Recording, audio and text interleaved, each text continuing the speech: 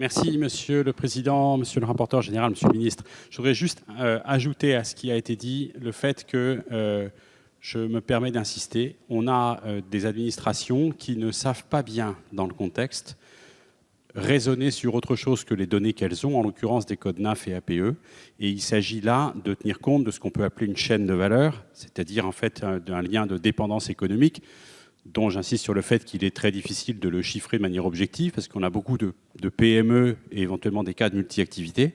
Et donc ce guichet unique, c'est tout simplement le fait de créer quelque chose qui soit ad hoc, dans un contexte d'exception, pour tenir compte de réalités économiques qui sont aveugles pour l'appareil d'État. Parce que ce sont des exercices qui n'ont jamais été faits.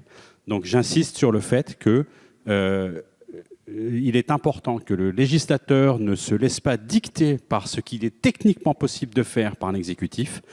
Il est fondé sur le plan politique de créer ce type d'instance pour justement que ce qui est fait en faveur des entreprises soit le plus proche possible de la réalité. Merci. Le 789 n'est pas défendu. Monsieur le rapporteur général. Discussion tout à l'heure, M. Descroza et Mme Louwagie, sur le fait effectivement de comment s'assurer que les dossiers soient compris au réel, si vous me passez l'expression, plutôt qu'effectivement d'être considérés par des seuls seuils. Et il y a vraiment besoin de comprendre une réalité économique dans ces moments-là, et c'est ça qui est très très difficile. Je ne suis pas sûr que ça doive passer par un guichet unique.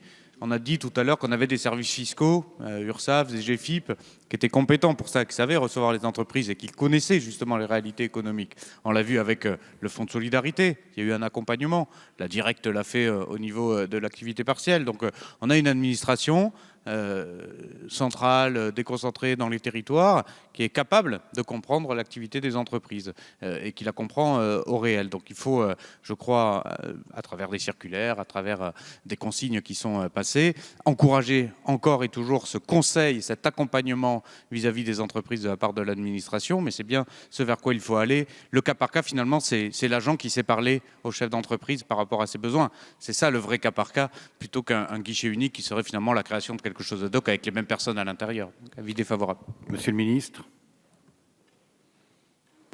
Merci, Monsieur le Président. L'avis est défavorable, mais comme je l'indiquais d'ailleurs à Monsieur Descroza hier, pendant les questions d'actualité, la DGFiP comme les URSSAF sont particulièrement mobilisés, ont montré leur mobilisation pendant les semaines de confinement et depuis le début du confinement.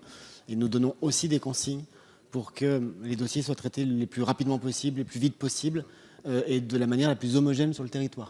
Donc on y veille avec beaucoup d'attention, même si sur l'outil que vous appelez de vos voeux, l'avis est plutôt défavorable, y compris pour des choses très basiques. Mais le temps de le créer serait peut-être une forme de temps perdu par rapport à la mise en œuvre de la mesure que nous voulons mettre en place.